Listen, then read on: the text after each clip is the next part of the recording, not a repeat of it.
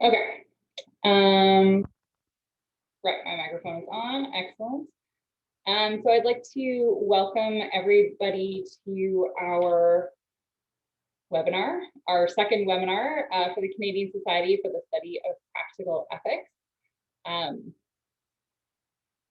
Oh, and there is closed captioning, I believe, at the bottom. Okay, I wasn't aware that was going to happen, but that's quite exciting. Onwards and upwards. So this week, our topic is bioethics and justice, and we're going to hear two different talks. The format for the talks, which I'll say first, is each presenter will have 25 minutes to present their arguments, and then there will be 15 minutes for questions and answer period. For those of you who are asking questions, you can do so in the chat function of Zoom. We're going to keep all microphones and video muted so that we don't, so that we can publish this later. That's all I can think of in terms of that. So the Canadian Society for the Study of Practical Ethics is the Canadian organization that looks at practical ethics among all sorts of different disciplines and different areas. And our goal is to bring people into conversation with one another about ethics and to promote the importance of ethics. Because while we all think it's really obvious, it seems that maybe not everybody agrees with how important ethics is. So that's part of what we're doing here today. And we'll have future webinars on all sorts of different topics in ethics coming up. And we welcome people to check out our website at www.CSSPE.ca, I believe. Sorry, Diane can always put that in the box if I got it wrong, where we will announce upcoming webinars. So before we begin, I do want to acknowledge the land. Now, because we're in a virtual environment, it's kind of a funny thing. We're all on different places and different areas. And so while I am in Kitchener-Waterloo, and I acknowledge that I'm on the traditional territory of the Anishinaabe, Haudenosaunee, and Mutual people, I ask people to think about where they are and to acknowledge the land that they are on as well. Such an important thing for us to act ethically as we do ethics and not only talk about it in sort of more abstract senses as well. Okay, so with that business done, and I guess I didn't introduce myself, so my name is Melanie Banks and I'm the president of CSSPE, and I'm excited and happy to be here hosting. So our first speaker today is Alex Mayhew, who's going to be talking to us about aging justice, health justice extended. And he comes to us from the Faculty of Information and Media Studies from the University of Western Ontario. So Alex, I invite you to begin, and I will do something to let you know when there's 5 minutes left. But otherwise, the floor is yours. Thank you very much. All right. So thank you for this opportunity. I'm first time at a philosophy conference, so I'm very much looking forward to this. The title of my talk today, as has been mentioned, is Aging Justice, Health Justice Extended.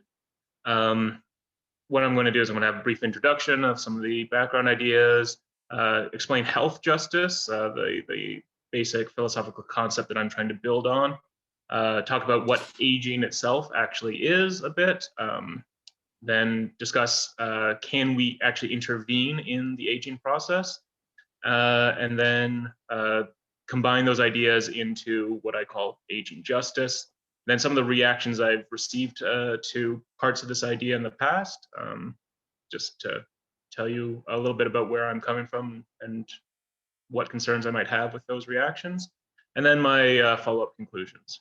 Just as another part of the introduction, I'll just reintroduce myself. I'm Alex Mayhew. I'm from the Faculty of Information and Media Studies at the University of Western Ontario. You can see my email address there if you want to contact me.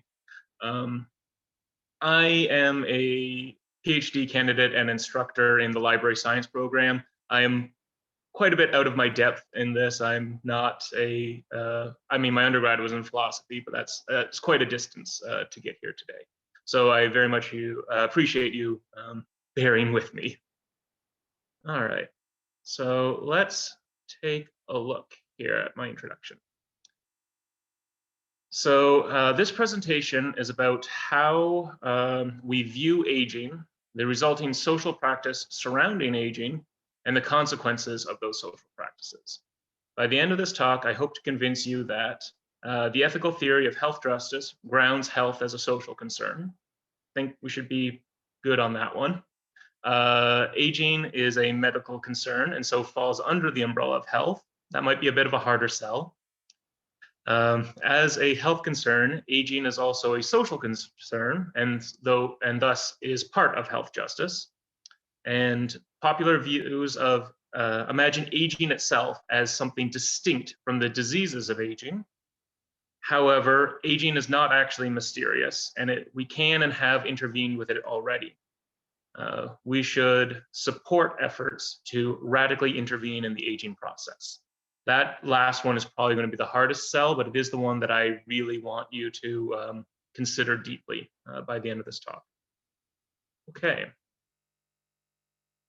So it is my hope that I can convince people, you specifically, to publicly support efforts to medically intervene in the aging process, to vote for policies that would promote such efforts, and maybe even donate to charitable organizations in the field. What I really want, though, is the publicly support efforts, to say this out loud to people when the subject comes up, that this is a good idea. That would be the most important thing that I could achieve in this talk. Obviously, I would not want such actions to be taken to the exclusion of all else. There are many valuable causes in the world. But I would like it to be added to people's mental list of worthy goals. And this is an exercise of activism. Agree with what I'm saying or disagree with what I'm saying, but please don't stay silent. Engage with me and say, you're wrong for these reasons, and I want to hear those reasons, and work with you and see if we can update my beliefs to be more accurate, more just and more fair, or perhaps do the same for you. Okay, so health justice is an ethical framework created by Venkatapuram, who set out to construct a moral/human right for the capability to be healthy. Under this framework, health is the meta capacity to pursue our goals and values. Health has both intrinsic value and instrumental value. Being alive and unimpaired directly constitutes a person's well-being, and being alive and unimpaired enables individuals to pursue their projects or goals or values. This is in opposition to Rawls, who believe that human health is a natural good, so as a point of comparison.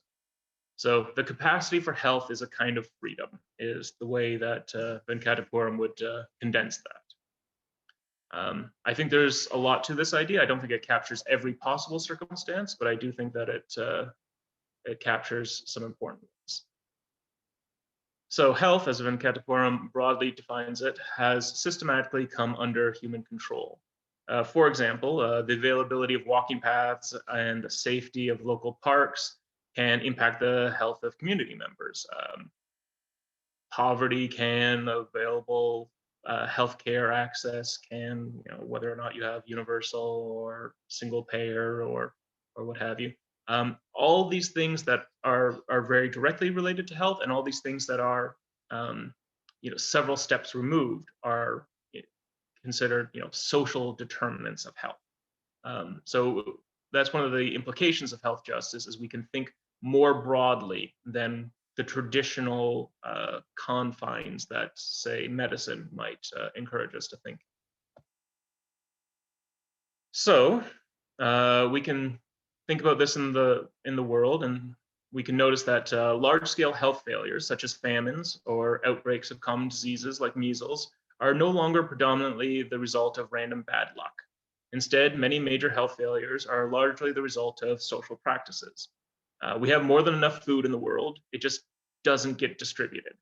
So starvation as a health crisis could be addressed if we had our social consciousness aligned with the problem. There's the anti-vaxxer movement, which has led to a resurgence of a variety of diseases, and that's a social phenomenon. And then there's, of course, differences between countries' healthcare spending, which can, of course, be a very obvious way that social practice impacts health. And, I might as well mention pandemic preparedness, but we need not dwell on that too long. So because of these social policy decisions, which are made in part because of the people's social preferences, many people in societies die before their societies would otherwise expect them to die. So what's the takeaway here? Health is a meta capacity to pursue your own goals. Lots of phenomena impact health, and our social practices are one of those influences. So what? Well, one thing you would notice if you read the works on health justice is that most of the works are conspicuously silent on the subject of aging. If you actually read the book Health Justice, the word aging, I think, shows up once, less than 10 times for sure. It's just not a question that's ever actually addressed. But I contend aging is a health concern and is subject to our social practices. But that's a claim that I need to justify. So how is aging a health concern? All right, so what is aging? Well, we all experience it. And since we all experience it, we're all experts in this. This is the old thing in philosophy, like, well, what is free will? Well, we all know what free will is. We all experience it. We all make choices. We know what it is. We know what it feels like from the inside. So we don't need to really examine it in too much detail, some might say. And the obvious answer is it's the process of getting older, both good and bad. So there's the good, which is people gaining experience and wisdom, hopefully. And there's the bad, which is, new aches and pains in the body, and then further on down that line. But it's worth distinguishing certain aspects. There's the experiential and there's the biological aspects of aging. And I have no desire to intervene on the experiential aspects of aging. That's just not what this talk is about. If you have thoughts on that, I'd be interested to hear them, but that's not what I'm talking about today. What I want to talk about is the biological aspects of aging. So for the question of bodily health, we should separate the two, and we're going to focus on biological and see what we can do with that. Okay. So the biological aspect of aging is caused by the lifelong accumulation of damage to the tissues, cells, and molecules of the body that occurs as an intrinsic side effect of the body's normal operation. This damage is changes in the structure and composition of the body that the body cannot automatically reverse.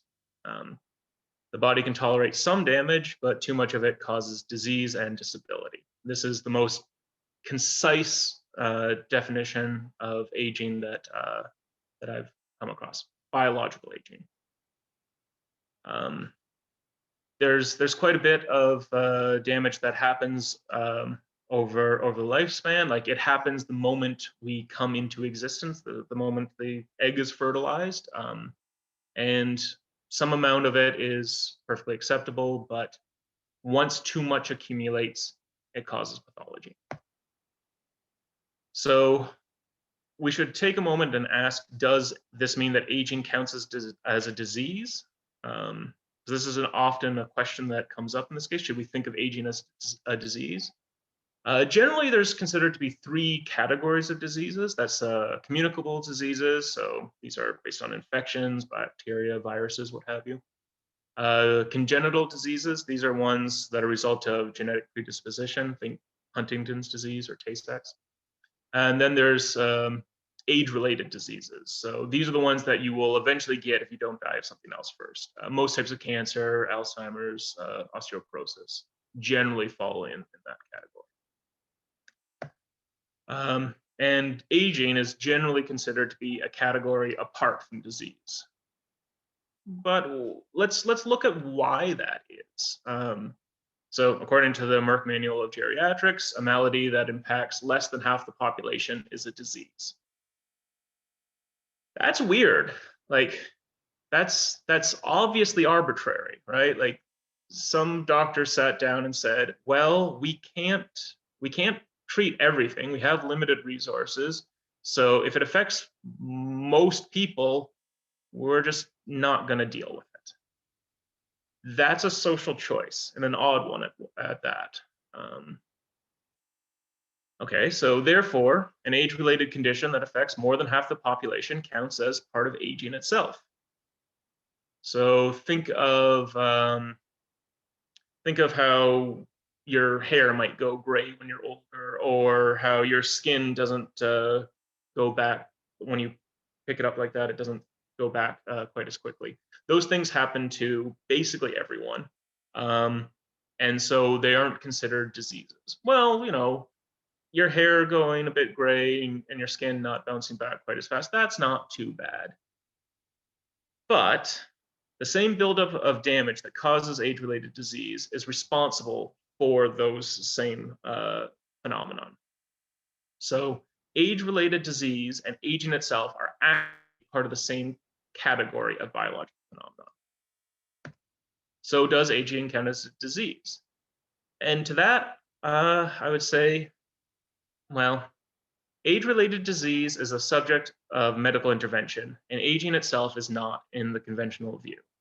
But if they are actually the same category of biological phenomenon, why not? That's the question I actually want you to focus on. Whether or not aging is a disease is kind of moot. It doesn't really matter if we put it in that category. Is injury a disease? Is poison a disease? Is radiation burns a disease? These things might be called diseases under some medical definitions. I've heard people tell me this, that actually a broken bone is considered a disease in some diagnostic manuals. I just shrug at that. Like, that's not a popular understanding of what the word disease means. It doesn't help us when we're addressing the social determinants of health. Social determinants of health are based off of social understandings of phenomena. Disease, injury, and aging are just categories of phenomenon that can be subject of medical intervention. In fact, I'm going to show you that we've already intervened in the aging process to a limited degree. One side note here, I think that if you look back at those three categories of communicable, transmissible, and age-related, it's almost, it is a cultural holdover from a period of time when we didn't really understand the differences between various types of disease. We didn't understand that some diseases were genetic and some diseases were infectious. And so, because of we understood that there was a phenomenon going on, but we didn't understand the causes. And so we just grouped them together. That's what it seems like is happening there. I'm not a historian of medicine, though, so I can't actually back up that claim. That does seem to be what happened there. Anyway, let's talk about how we've already intervened in the aging process. Okay, so there have already been successes in intervening in the aging process, a massive increase in life expectancy in the past 200 years. We've increased approximately 30 years of life expectancy from 30 years in 1800 to approximately 70 years in 2015.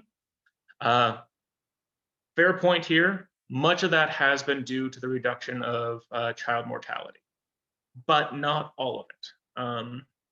The decline of child mortality was important for the increasing life expectancy, but increasing life expectancy was not the only about falling child mortality.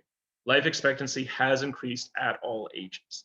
And just to put another note here, I don't have a great source backing this up at the moment, but it also does seem to be the case from my preliminary reading that quality of life at any given age has also gone up on average.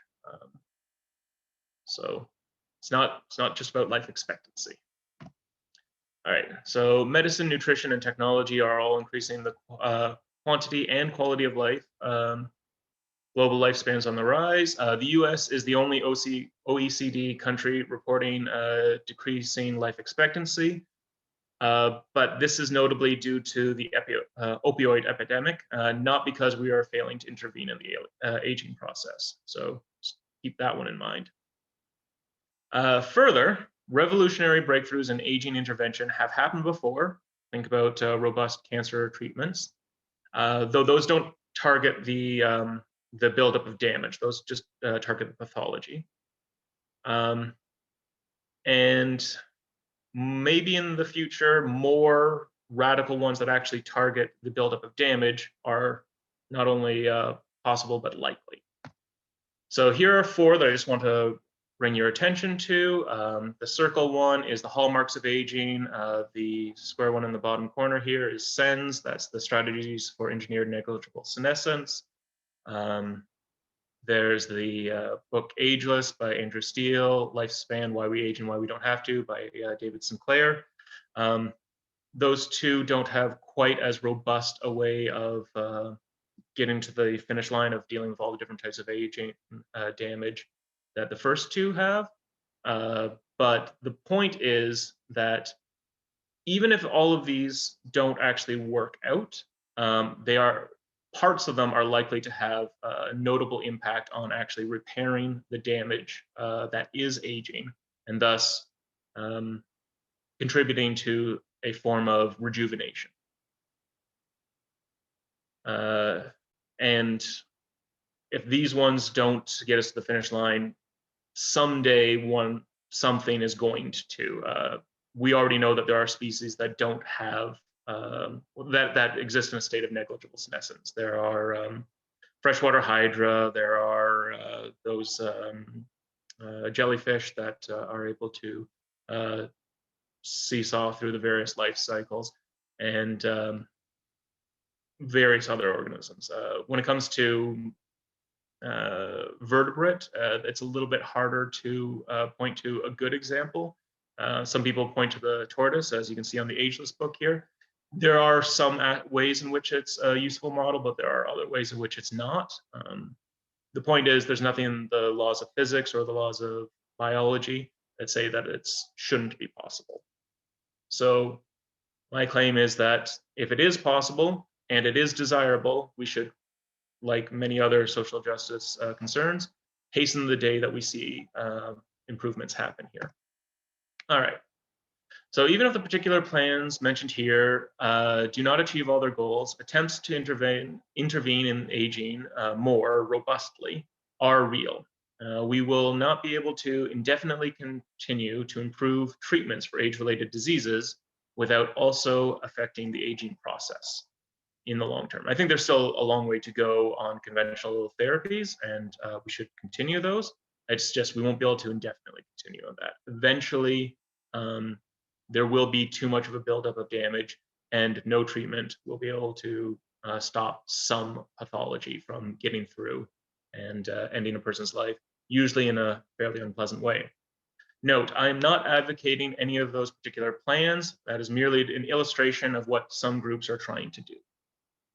And I think we should support efforts in that category, not necessarily any of them in particular. Okay, so how do health justice and aging relate? As mentioned, health justice frames health as a meta capacity to pursue your goals. All forms of aging are caused by a buildup of damage. In simplest terms, the buildup of damage causes a loss of health capacity.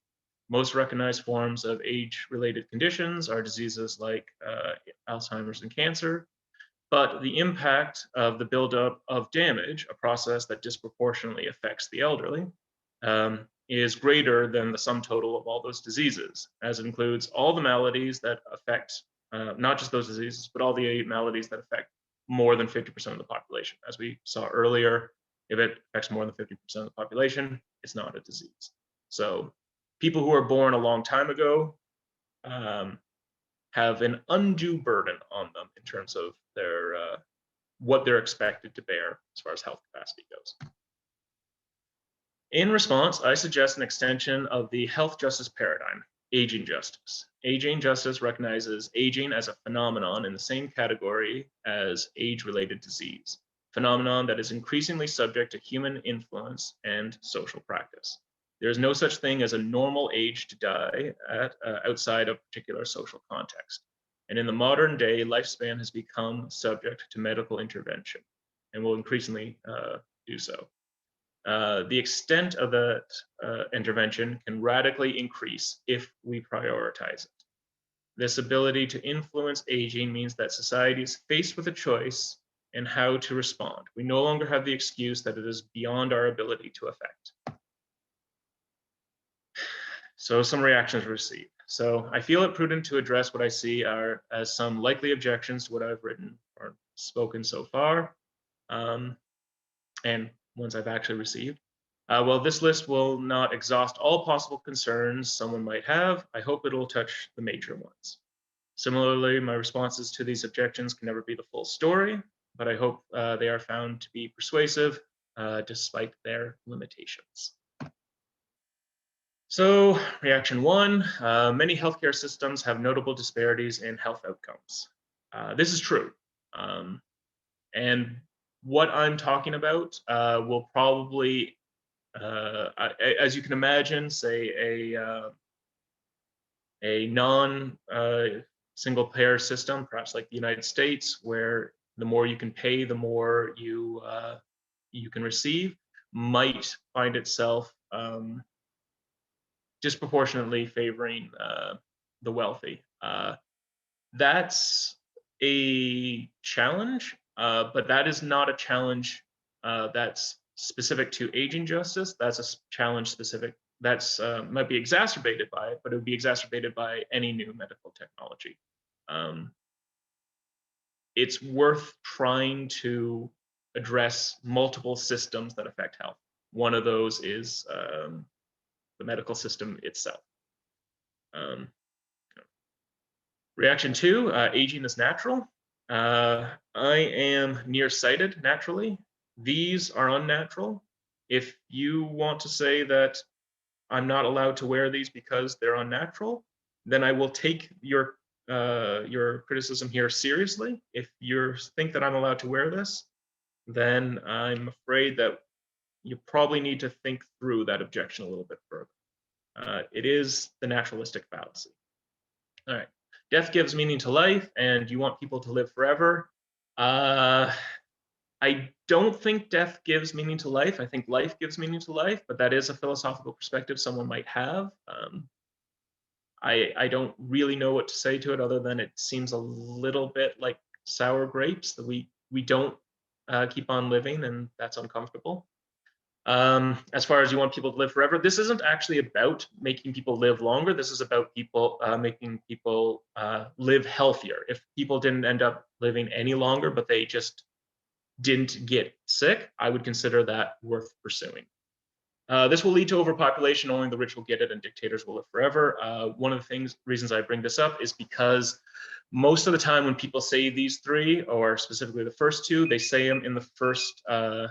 They say them together in one breath, and not realizing that only the rich will get it and it'll lead to overpopulation are mutually exclusive. When these are brought forward, it's almost always as a way to stop thinking about it, because it's a radical change that's being promoted. Like most social justice projects, it is a radical change. Once you recognize that these are mutually exclusive, you'll be able to say, okay, actually, this is the one that I'm concerned about. I'm actually concerned about overpopulation. So the rich probably won't end up getting it because most technologies get to everyone eventually. Or actually, no, I'm not worried about overpopulation because only the rich will get it. And so we need to focus on that. If you want to seriously say one of these is actually the problem, then I will engage with that as long as you're recognizing that the other one isn't. Also, dictators will live forever. This will not make people immune to assassination. Okay, passionate conclusions, so I can wrap up really quickly. I am not prepared to entertain the idea that certain groups of people do not have the right to exist. Which groups of people? People who happen to have been born a long time ago.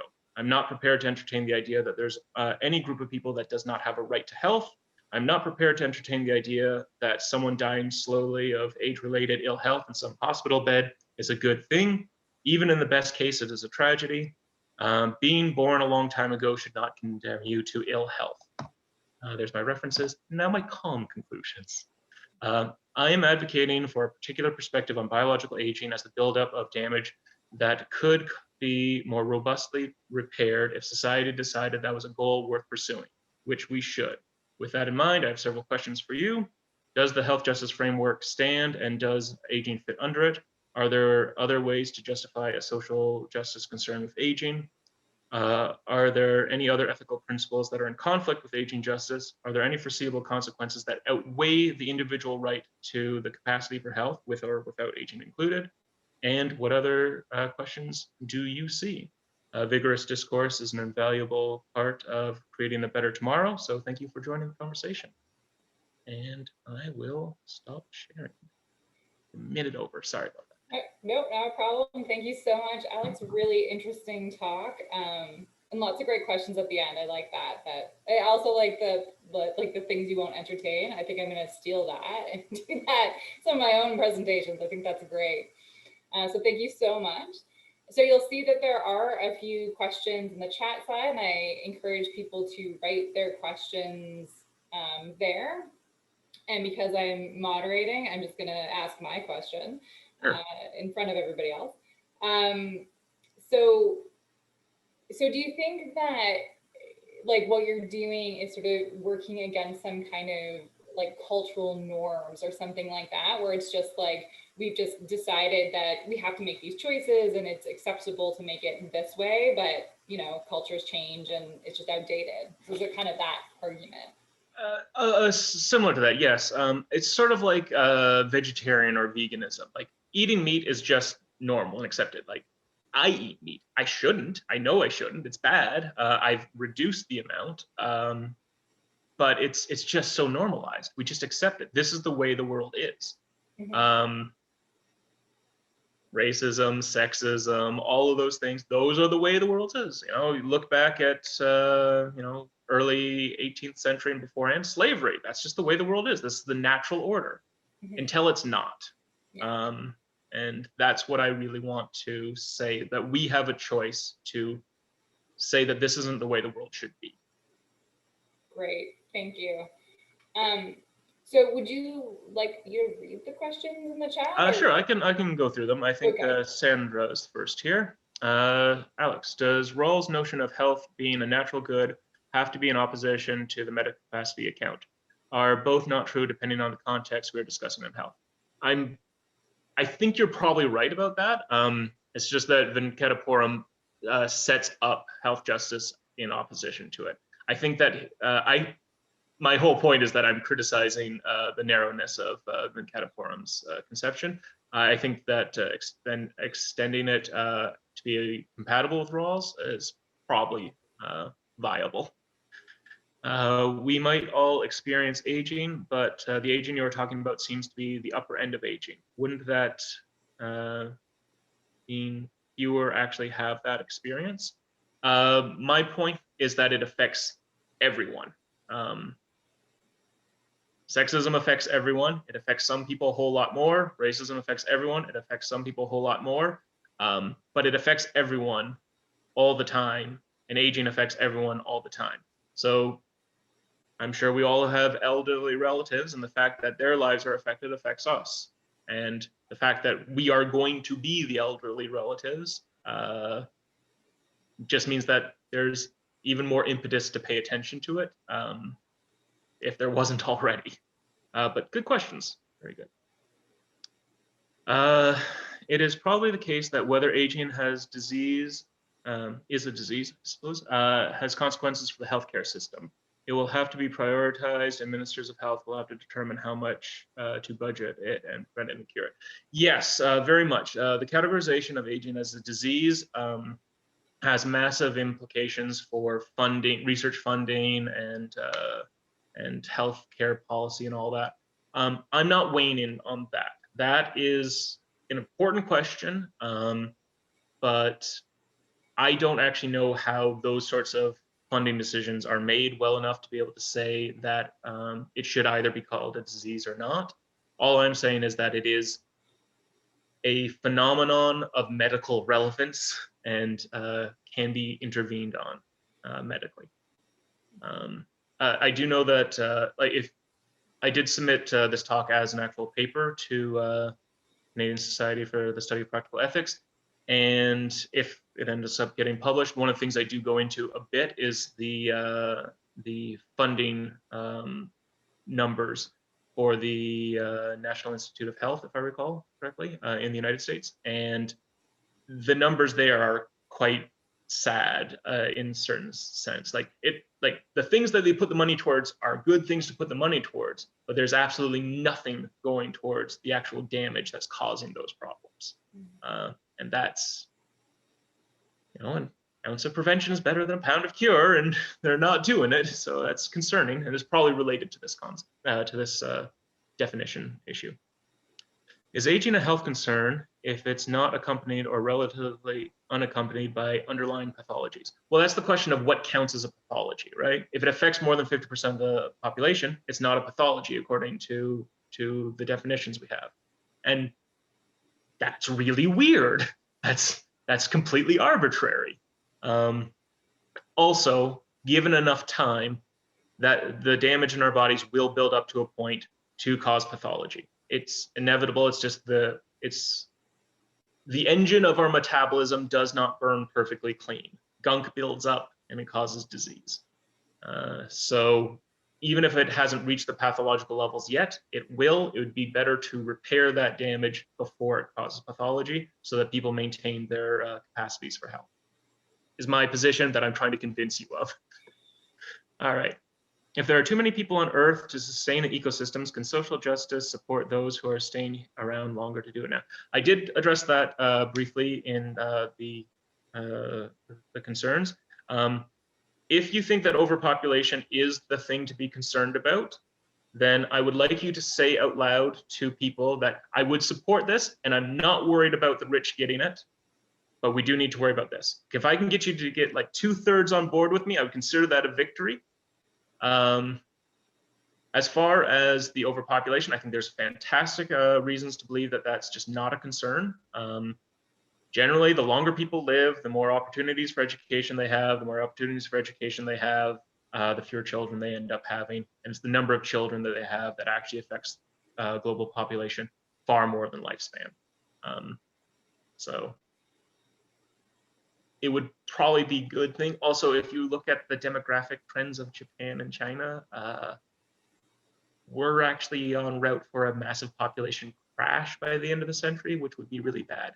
Now, the reason Japan is having a population crash is because they have no immigration. Otherwise, Europe and Canada and US would probably be going through the same thing. But there is no immigration to Earth. We are all going to be Japan soon. And this might actually help ameliorate that. All right, did I hear you say that overpopulation and all the rich can get it cannot be two bad consequences of your proposal? Not exactly. They can't both be true at the same time. If only the rich can get it, and by definition the rich are a tiny minority, then that is a problem, and overpopulation would be a problem. But these are two mutually exclusive problems. And when people say them, they almost always say them in the same breath, which tells me they're not actually thinking about the consequences, thinking the consequences through. They're just saying, I don't want to think about this. This is disturbing. And I want you to, in the social justice tradition, stay with the problem. And it is a problem, and it's hard. And I'm sorry I'm asking you to do a hard thing, but it is a thing we need to do. All right. Also, as far as only the rich will get it, there are very few technologies that actually stay only with the rich if they can be made cheaper and more accessible. Think cell phones back in the late 90s, early 2000s, only the rich had them. They were big, clunky, expensive, didn't work very well. Now everyone can have one and they work way better. I personally don't mind the rich being guinea pigs. Let them pay their debt to society. If they want to pay for it first, that's fine. I am open to the idea of trying to make this accessible to everyone from day one. I think that's an even better outcome, but I'm willing to settle for the rich being guinea pigs. Because the first versions of these, just like any technology, will probably not be perfect, and you'll need a couple of generations before it's actually viable. Okay, great. Oh, thank you. From our other speaker today, thank you. Great talk, Alex, and very enjoyable and thought-provoking. One question: it seems odd to separate the experiential and biological aspects of aging. If one thinks aging is a general health issue and health is the meta capacity to achieve our goals, the experience of aging is surely essential to the health on this model, since it can alter, for good or bad, our capacities to achieve our goals, at least as much as biological changes. Absolutely. If we are able to rejuvenate people to a state of less damage, that is going to have a massive impact on their experiential aging.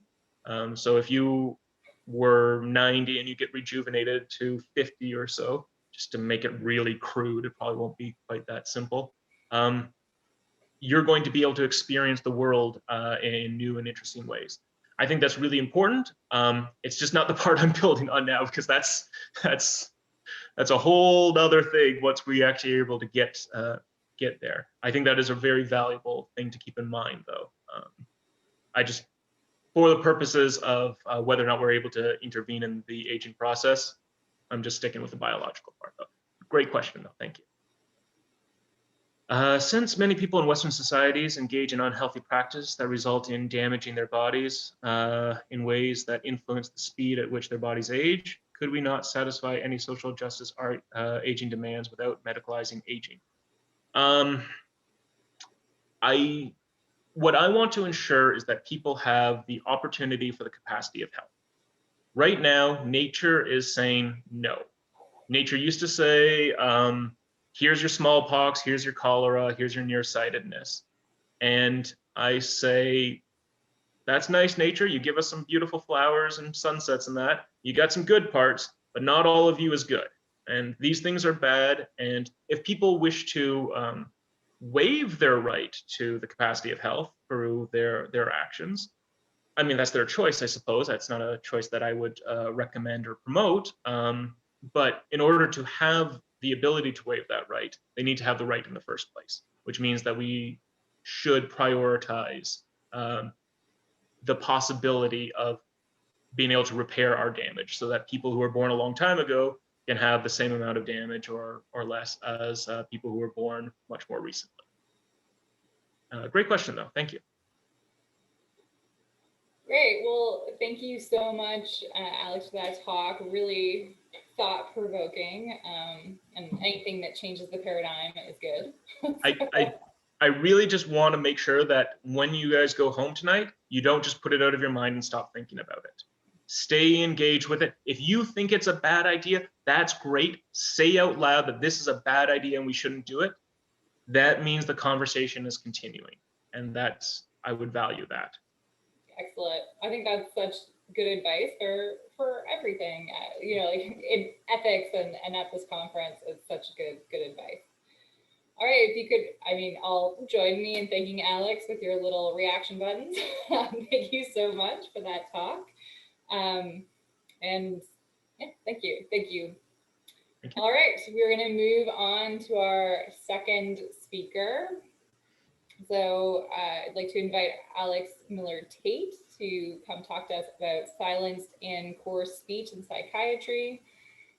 And in the same way, I can't figure out how to do a private chat, so I'll sort of wave my hand around when you have 5 minutes left, and I'll try to wave even larger when you're out of time. Otherwise, take it away. That's great. Can everyone hear me, see and see my slides? Are the 3 important things. Wonderful, fantastic, seeing a nod, that's great. So yeah, hi, yeah, thanks everyone, thanks everyone for coming along, and thanks as well to Diane, who was an absolute champion in setting this up and getting me to agree a time that I could actually do, because my life over the last few weeks has been incredibly hectic, incredibly busy, and so I was very bad at responding. So thank you, Diane, for like holding out and waiting for me, because I'm really happy to be here. So just very quickly, a little bit about me. I'm currently an independent scholar in bioethics and philosophy of cognitive science, which is a nice way of saying that although I do some work at a university, I'm paid so poorly and haphazardly that they don't even want to acknowledge that I'm actually on staff. So yes, I'm an independent scholar in inverted commas. It's actually a really nice surprise to see that some people I actually know are in the audience, especially since all my colleagues and students in the UK flatly refuse to attend a webinar on Sunday evening, and I can't really blame them. So it's nice to see some people who I know in the audience have come to listen. That's really nice. It's a very pleasant surprise in this online world where I'm speaking mostly to people across the Atlantic.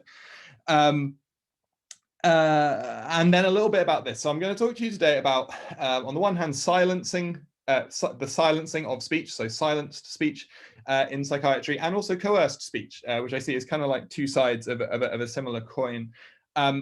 This is a work in progress that has had a really labored history.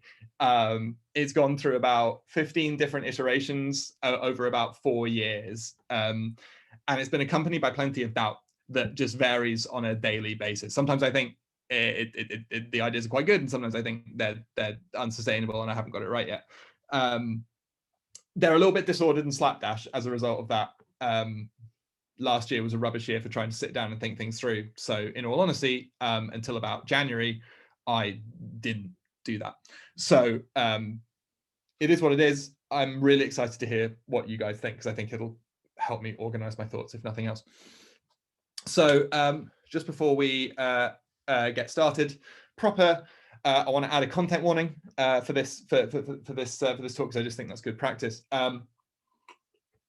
There's nothing extreme or graphic, but I do have some brief discussions of psychiatric detention and malpractice that are kind of unavoidable and sort of just part and parcel of the context in which I'm speaking. And then I also have some brief mentions of suicide, and also, sorry, I should have this on the slide, but I don't, and also some brief mentions of self-harming behavior as well. So I just want to let people know that's the case. And if you feel like you need to step out at any point, that's obviously fine. It's easier on Zoom, but I just want to like affirm that that's absolutely fine. And I quite understand. Anyway, so now without further ado, let's actually get into the proper like bit of the talk. So I want to start by just talking about psychiatric detention for a little bit, right? So holding people against their will because you think that they're very mentally unwell and that they're likely to be a harm to themselves.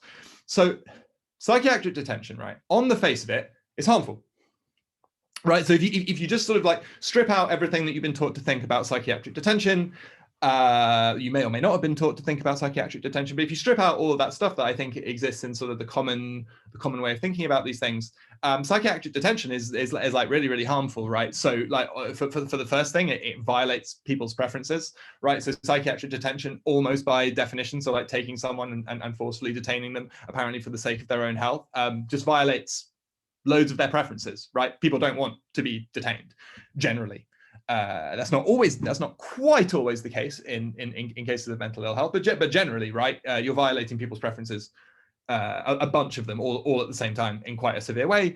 It deprives people of their liberty.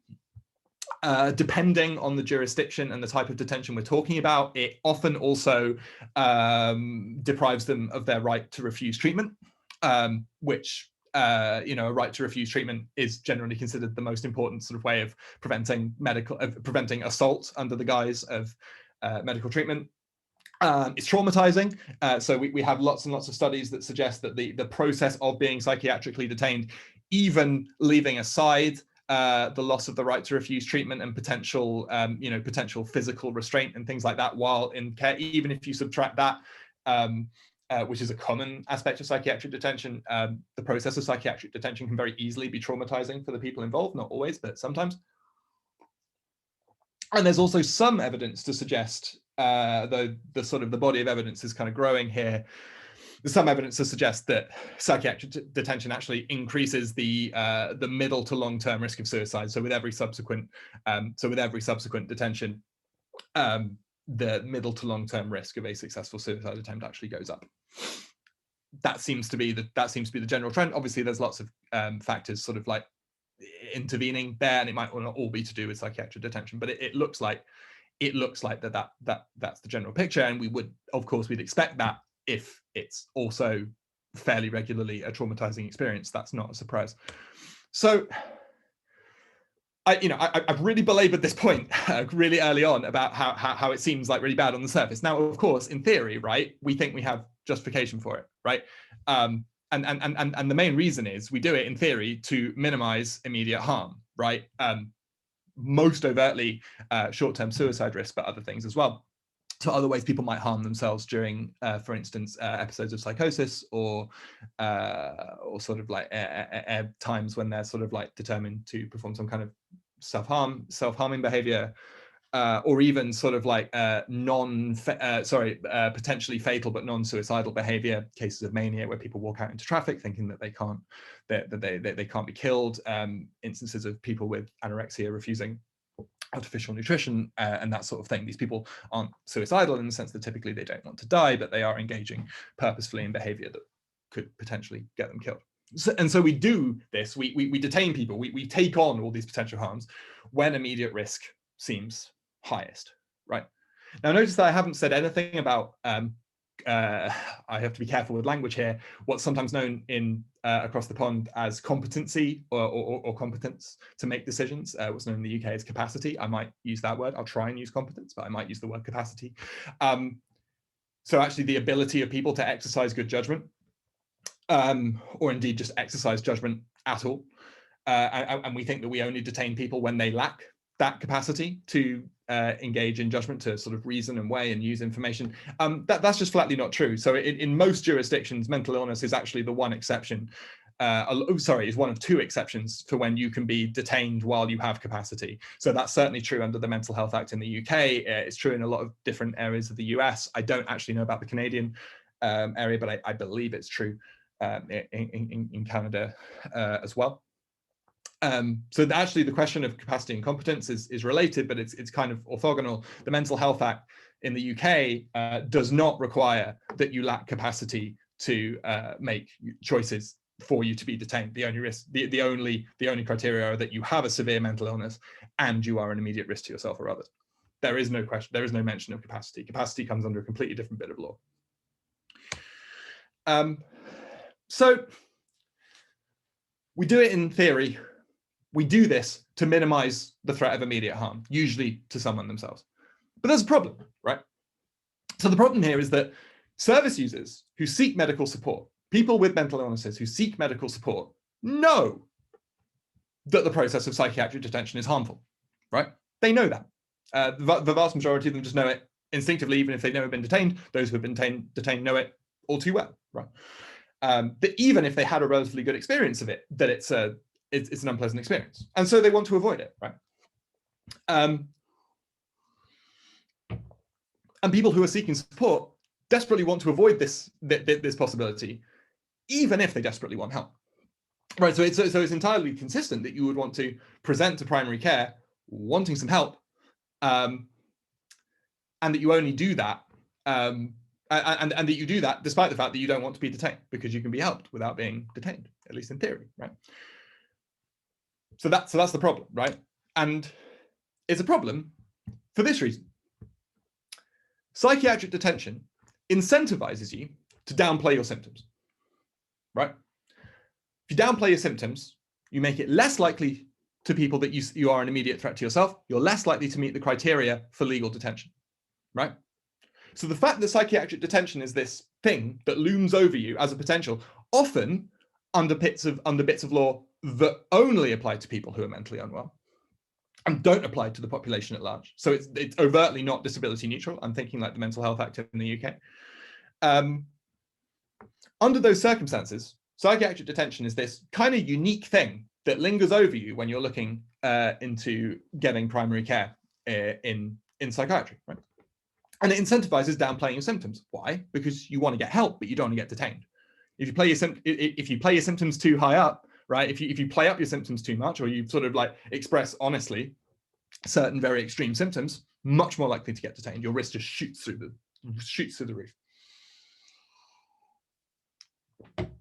So psychiatric detention is this looming force over you. It incentivizes you to downplay your symptoms to some degree. And I'll come back to the some degree in a little bit.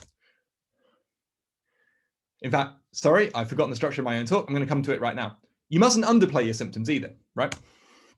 So especially where mental health systems are grossly under-resourced, and I don't know why I bother saying that, it's basically everywhere, you have to appear sick enough to be prioritized.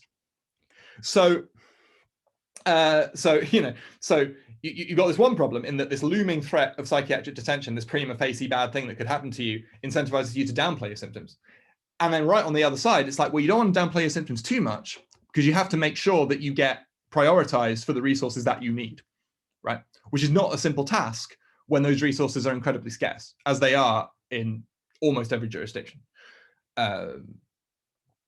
Maybe less so if you have loads and loads of money and you're able to go private. Certainly in the UK and the NHS, your ability to access this kind of help is just very, very limited. And it's true in terms of most healthcare that people can reliably access, regardless of how that reliable access is achieved, whether a system of insurance or social insurance or what have you. So you have to appear sick enough to be prioritized for the care that you need. And so that incentivizes you to, well, you got to present enough of what you got to present enough, but you can't present too much. Why? Well, you might get detained. Not receiving sufficient help is harmful as well, right? Just as psychiatric detention can be, right? Partly because you're ill. So not getting help when you're ill is bad, because continued illness usually considered to be bad. But also, it's bad in a different way. It may you may be made to feel abandoned or undeserving, right? So if you're not prioritized for a certain kind of treatment, you're given some kind of lesser intervention, or you're not prioritized for any intervention at all, you're stuck on a waiting list and told to sort of like hang out and come back if it gets any worse. You can be made to feel abandoned or undeserving. And so not receiving help can compound your ill health, right? I mean, there's some evidence that kind of thing can compound somatic illness, but it doesn't take any vast stretch of imagination to imagine how that might compound mental illness, since feeling abandoned or undeserving of help is like a key feature of an awful lot of mental illnesses, and depressive thought patterns especially. So on this other hand, psychiatric resource scarcity incentivizes playing up symptoms. I don't necessarily mean sort of lying about symptoms that aren't there or anything like that, but it incentivizes you to sort of really sort of like answer affirmatively. You know, when someone asks you questions about intent to self-harm or intent to end your own life, you're incentivized to play it up. You're incentivized to go, yeah, it's really bad. Why? Well, you don't want to be deprioritized and stuck on a waiting list. And again, service users know this, right? It only takes one encounter at most with the psychiatric system for this to become abundantly clear. So at most it takes one encounter, and then you know. For a lot of people, they'll just know before they have any such encounter. Why? Well, because we all know this, right? It's not that controversial. It's not that difficult. So it leaves you in this position where you're trying to kind of walk a tightrope. So a combination of, on the one hand, risk of coercion, and on the other hand, the risk of remaining untreated, means service users have to closely regulate their disclosure, right? The testimony that they give to their care providers. Why is that? Well, you've got to try and say enough to be prioritized, not so much you get detained, all the while experiencing probably high levels of emotional distress, right? So you've got to sort of like walk this tightrope while your mind is on fire. Here's my claim. In these circumstances, right? My claim is not simply that this is bad. We should all think, I think, that this is bad. My claim's different to that. My claim is, look, in these circumstances, the disclosure that people make, service user speech, is both, on the one hand, silenced under some circumstances, and in others, coerced out of people. You are both coerced into speaking in particular ways and silenced in the sense that you're prevented from speaking in other ways. And so I'm going to try in the rest of this talk to explain what I mean by all of that, and then try and give a little bit of a suggestion as to why it's a really big problem and how we might go about solving it. That last bit, very early days. Not sure I've got good answers. I'd really like to talk about that in the Q&A if people have any ideas. So let's deal with silencing first, silent speech. So the service user clinician relationship needs to be one of well-founded trust, right? Not just trust. It's not just that the service user has to trust their clinician and vice versa. It has to be well-founded trust, right? And what I mean by this is sort of like, right, it's not just trust, right? Minimally, the clinician has to demonstrate their trustworthiness to the service user, right? They have to show the service user that they are trustworthy. They are worth investing their trust in. Take that idea. So what Christy Dotson calls testimonial smothering, right? This involves the following situation. Testimonial smothering is when marginalized people respond rationally to the risk of disclosing something or talking about some topic in the face of an audience who have not shown themselves to be trustworthy, right? Who have not shown themselves to be capable of handling that information in a way that won't be sort of bad either for the speaker or for their community or and vice versa, right? Dotson's example is when, sorry, I should say, a content warning for a brief mention of domestic violence. So Dotson's example is when a Black woman might try and talk to someone who's not in the Black community, who's white or of another race, about high levels of domestic violence within the Black community, or just speaking about their own experience of domestic violence.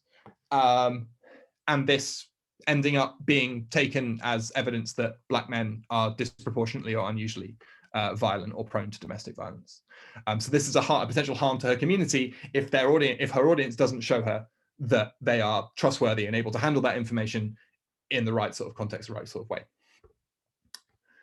And so when they respond rationally to risk, when people, when this imagined person, but not really imagined, responds rationally to the risk involved, she might choose to say silent for risk of sort of bringing greater harm on other aspects of their community, right? It's not an unreasonable position to take if you don't think that your audience is going to receive that information properly. Now, one of the big barriers to demonstrating trustworthiness is the possibility of domination, right?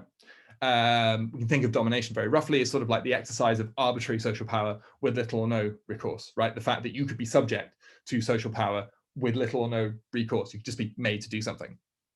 Biggest instance of domination, detention, right? It can only happen typically when you're incapacitated, when you commit a crime, or when you're severely mentally ill.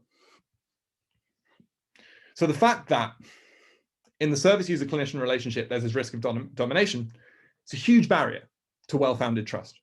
Why should I trust someone who could dominate me? And how can someone who can dominate me demonstrate that they're trustworthy? Because of course, constantly sitting in the back of everyone's mind is the fact that more or less, with not too many barriers to it, they could detain me. What I want to say is this.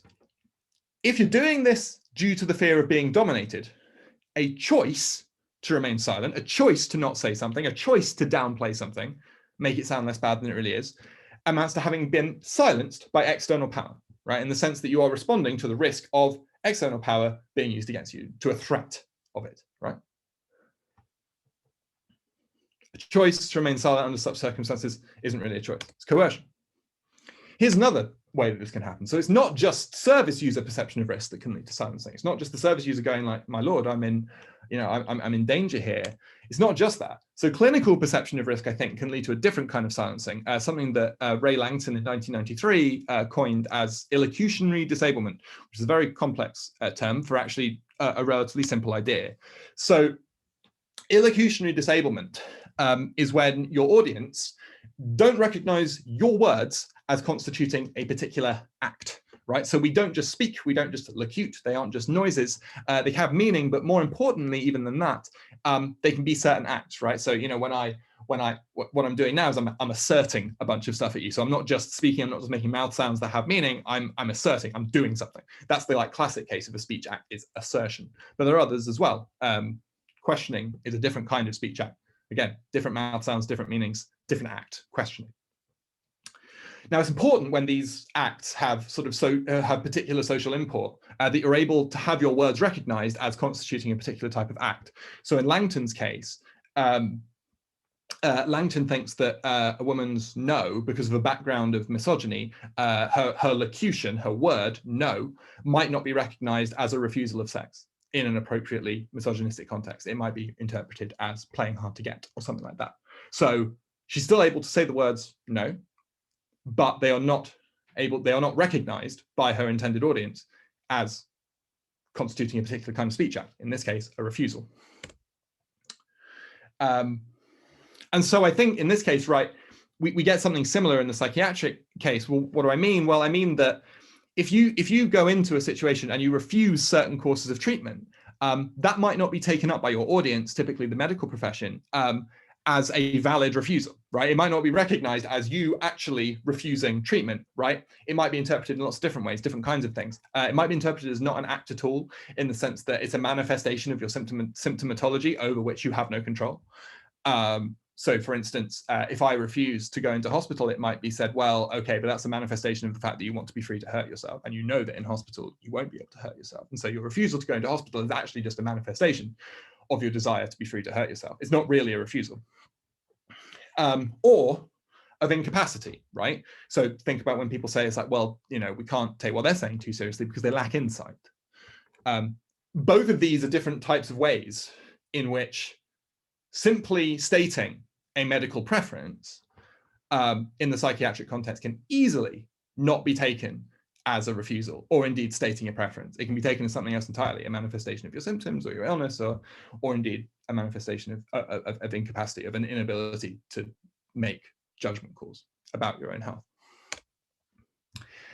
Part of the reason why this happens, right, the background context here, I mean, part of it is probably saneism, right, and stigma around mental health, but a lot of it is also because of the high stakes of clinical judgments, right? Nobody wants to be the clinician who lets somebody go home or refers them for community care or something like that, and then they die, right? No one wants to be in that position. So part of the reason people are incentivized not to treat these refusals as refusals is because these decisions can be very, very high stakes if someone's actually a risk to themselves. So I don't want to pretend that the situation is easy. I just want to point out, you know, it's the high stakes of these clinical judgments is what makes, in part, illocutionary disablement possible in this context. And these forms of silencing feed off each other. I'm actually, because I'm running out of time, I'm going to skip over this a little bit, but if people want to talk about this, I think these two different kinds of silencing feed off each other because testimonial smothering deprives service users of a voice. It also deprives clinicians of information that they could use to make better judgments. And knowing that service users might withhold information, it can erode clinical trust in their testimony, and it can dispose clinicians to play it safe, i.e. recognize the much higher stakes of the situation because they think people might not speak honestly. So I think these two forms of silencing feed off each other, but I'm just going to keep going. Very briefly, coerced speech, right? So service users who desperately need effective help, they need to appear sick enough to be prioritized, right? So we've seen this. So, and this threshold, right, only increases as under-resourcing becomes the norm. So we've already seen that. Now this amounts to coercion to present in a particular way, right? So service users are being made a coercive offer implicitly, like not by any individual person, but by the context in which they're in. They're being made the following kind of coercive offer. We will help you if and only if you are this level of ill, right? It's true, that's just how prioritization under resource scarcity works. Now, institutionally, I'd like to point out that it may even amount to a conditional threat. So if you don't think it's a coercive offer, if you don't believe that offers can be coercive, it may even amount to a conditional threat, because you can sort of just invert this whole sort of like general way of thinking about it and go, we will deny you that to which you are entitled if you don't say this, or we don't think you've given us enough evidence. So the need to be prioritized compels service users to report in ways they may not otherwise choose due to fear of coming to harm if they don't.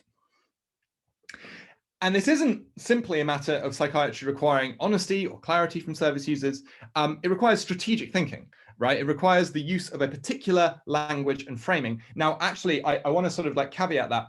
I think the situation might be even more complicated than that. So I used to think that this part of the problem here was that service users would be forced to sort of frame their unwellness through the medical model, because that's going to be the generally accepted model of clinicians. I actually think that the setup is actually even more complicated than this. I've got Jake Jackson, who's actually in the audience, to thank for pointing this out. I think the situation may be even more complicated than that, because there's so much debate about the nature of mental illness, the nature of mental distress, including up to and including whether or not these things are illnesses.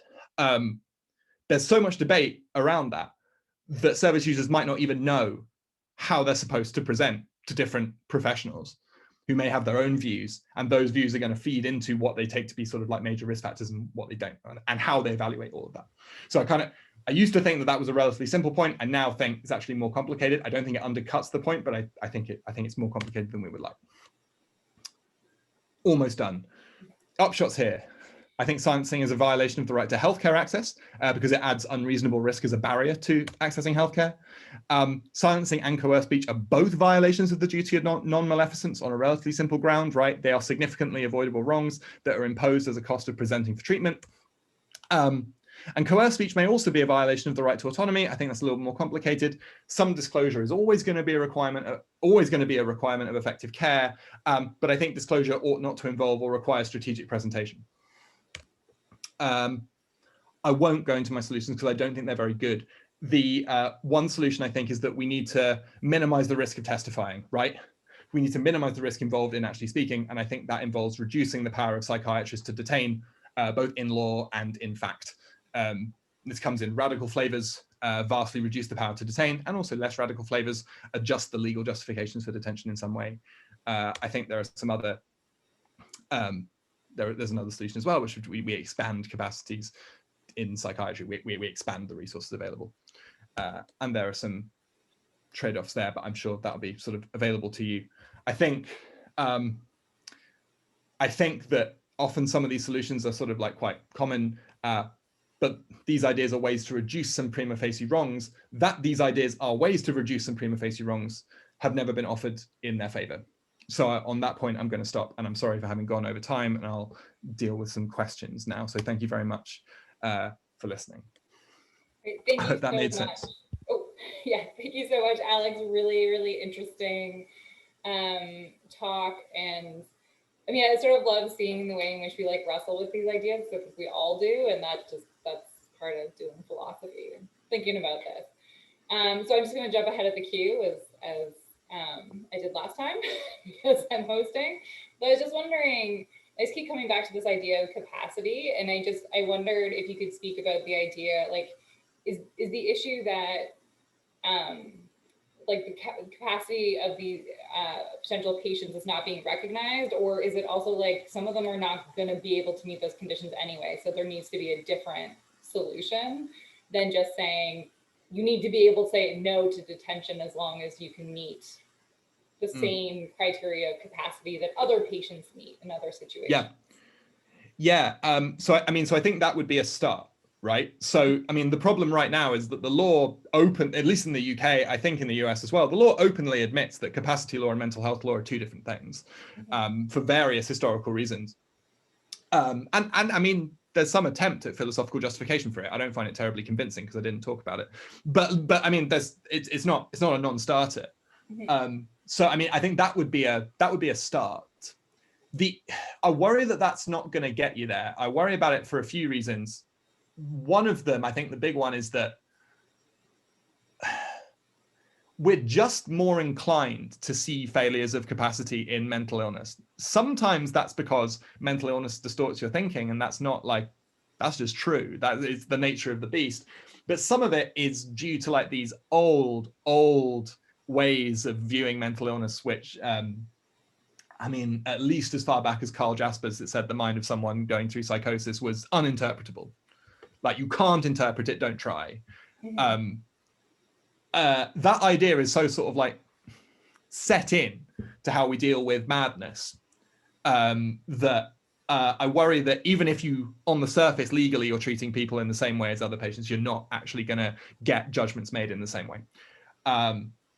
I think given the other kind of risks that emerge from detention, probably a more effective way is to simply reduce the power of people to detain. That comes with some trade-offs. At least in the early days, probably means you're gonna lose some lives that might not have been otherwise lost. That's a big trade-off. I don't pretend that isn't. But I think it's maybe more worth considering. And we should also work out how to help clinicians manage that, because that's a far more kind of intimate type of immediate harm that a clinician then has to take on to themselves, as much as everyone else does. Probably would also help if people weren't, if whenever someone takes their life while under someone's care, that there's immediately an investigation regarding clinical negligence, like almost every time. It often doesn't come to that, but everyone always suspects it. I don't know why we suspect that so often in those cases, but we don't suspect it nearly as regularly in cases of somatic illness that sort of suddenly takes someone's life. Like, why would we think that, you know, a sudden heart attack for someone who's sort of like under the care of a cardiac specialist is that surprising? It's not. And so we don't treat that as a kind of negligence. But when people take their own life under the care of a psychiatrist, everyone's wondering, what did the psychiatrist not do? Partly because they have the power to detain. It's like, well, why didn't you detain them? If they were a threat to their own health, why didn't you spot that? So I prefer the more radical flavors of solutions, but I think the simpler ones are sort of, they are there. And like just taking out on the face of it, obviously discriminatory piece of law is probably a good thing. Like, these things are overtly not disability neutral, because having a severe mental illness is typically part of the definition of the law. So that might be worth it as well.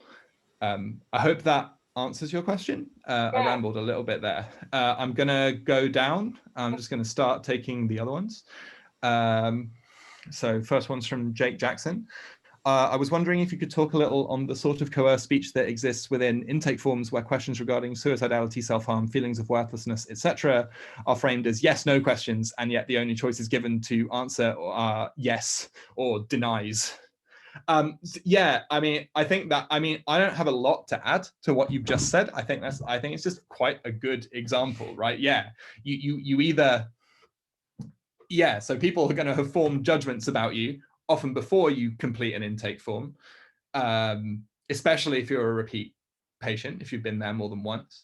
I mean, I think framing questions about suicidality and intent to self-harm, feelings of worthlessness, framing them as yes/no questions is already cutting out a vast amount of information that might be necessary.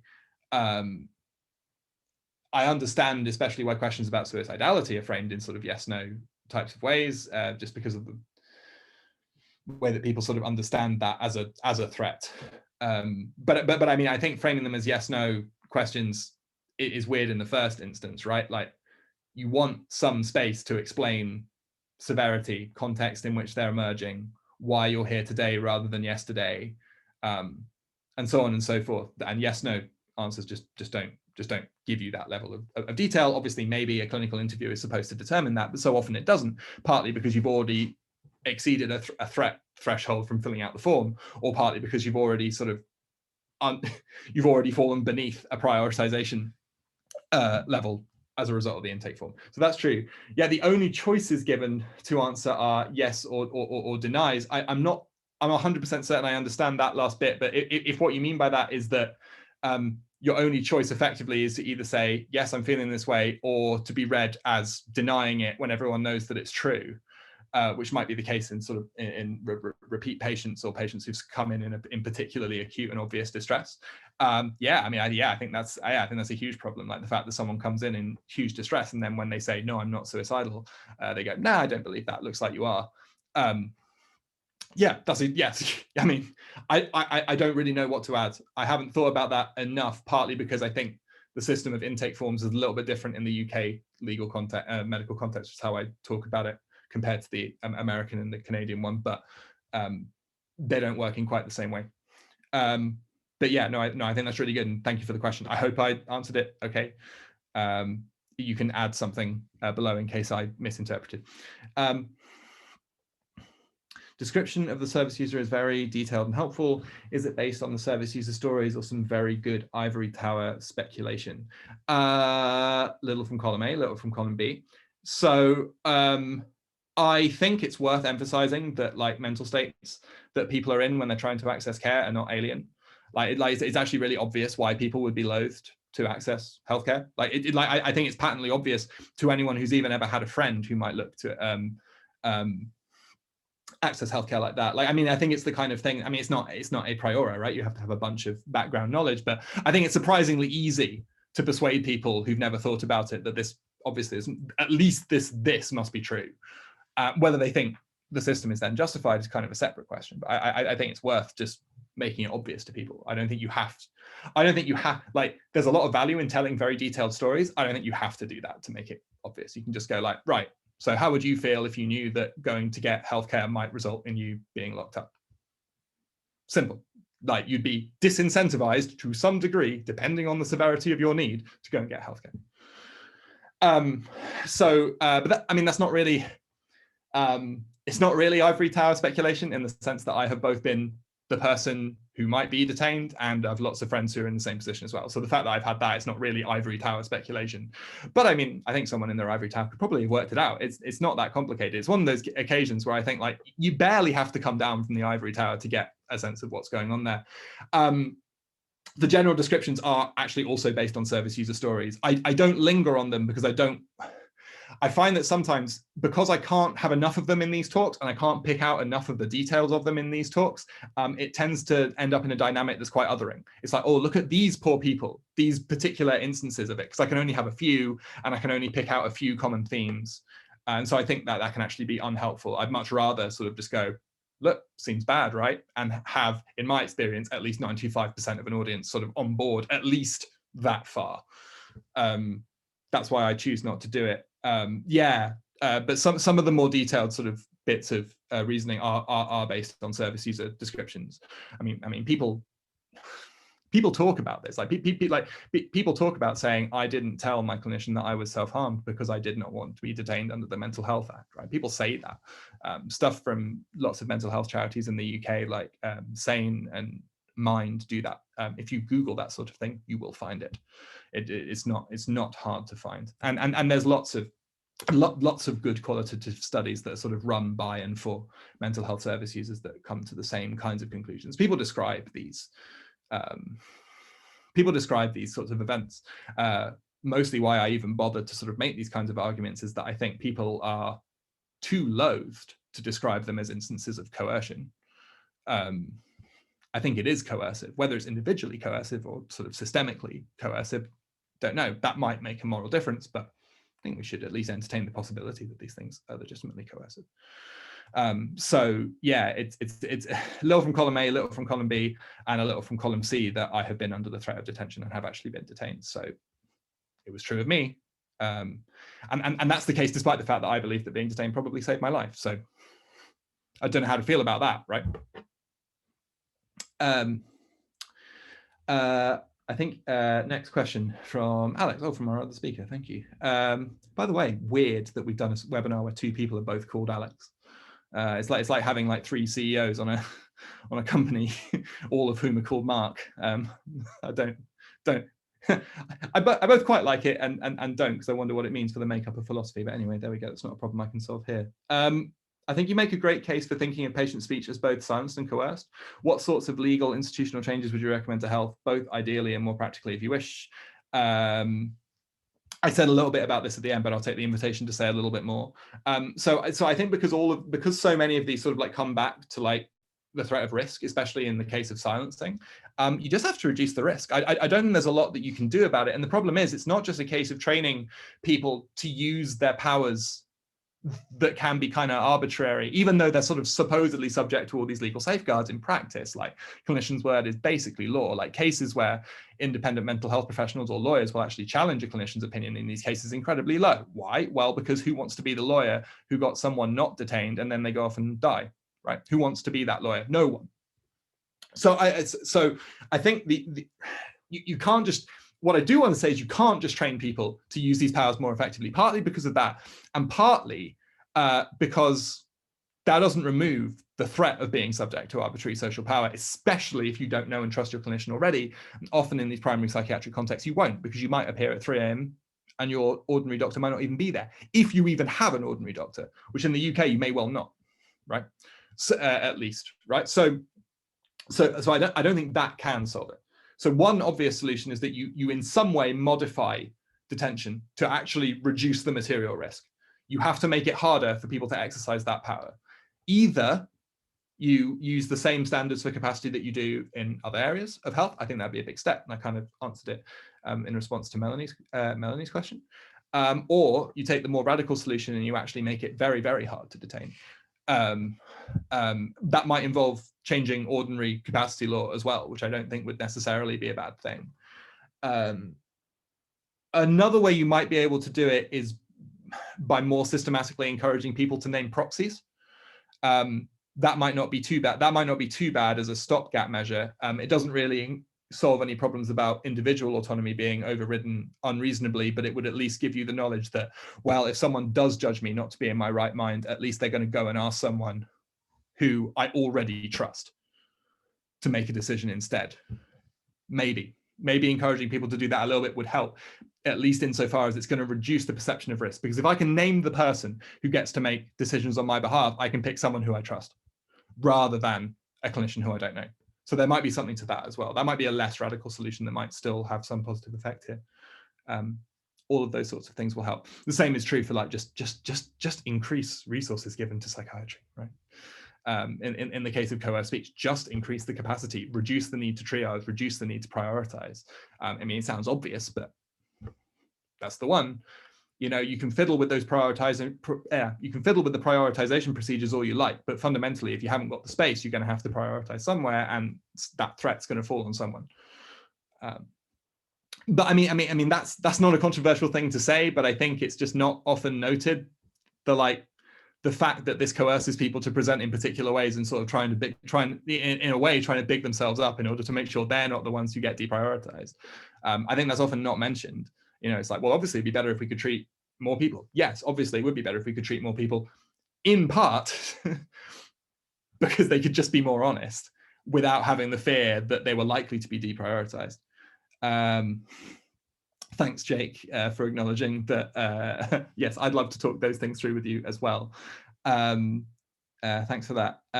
Sandra, while psychological detention can be justified on the basis of self-harm or even harm to others, how can forced treatment be justified this way? That's a good question.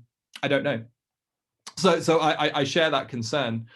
One reason I think is the following, which I don't think is a terrible bit of reasoning, but it does lead to an odd bifurcation, as you know. One reason is that people think that at the very least, medicine shouldn't be detaining people unless they can be helped, right? So medicine shouldn't be in the business of just detaining people if they can't treat them, right? Like the minimum requirement is efficacy. That's actually usually built in to even to mental health laws, right? There has to be a treatment for what you're suffering available. Otherwise, you can't be detained. Why? Well, because otherwise it's sort of indistinguishable from a far more arbitrary system of imprisonment. So that's one reason. So one reason why forced treatment can be justified this way is because, well, the idea is that you are a threat to somebody else because of an issue that we can treat. And so that way you can have, and the real good benefit there is that ideally, under that sort of system, you can avoid the criminal justice system altogether for people who aren't proper sort of like bearers of responsibility or culpability, and you can bypass that system altogether, or you can get them out of it really fast with something like what is still, in a way that blows my mind, still called the insanity defense in the UK. You can get them out of the criminal justice system quick. Part of the reason why forced treatment is supposed to be justifiable is because the ability to treat is taken to be this like condition of medically detaining someone in the first place. Otherwise, I mean, if you can't treat them, maybe they still need to be detained, but if that's because they're a threat to somebody else and they can't be treated, then people think, well, if they're a big enough threat to somebody else, then you put them through the criminal justice system like everybody else. And that has all sorts of issues, obviously, but that is one thing. Do I have time to answer one more question? So very quickly. So I'm sorry, Sandra, just because I've already answered one of your questions, I'm going to skip your question and go to Philip's. Psychiatric detention, which used to be the norm in psychiatric treatment, has been replaced overall by psychiatric medication, which allows patients to live otherwise normal lives. Both approaches to psychiatric health focus on downplaying symptoms while ignoring underlying causes and are replete with silencing patients and coercing their speech. As such, is either a viable approach to justice in psychiatric healthcare? I don't know. That's a huge question. So yes, it is partly used. I mean, psychiatric medication is still a significant part of coerced treatment in psychiatry, right?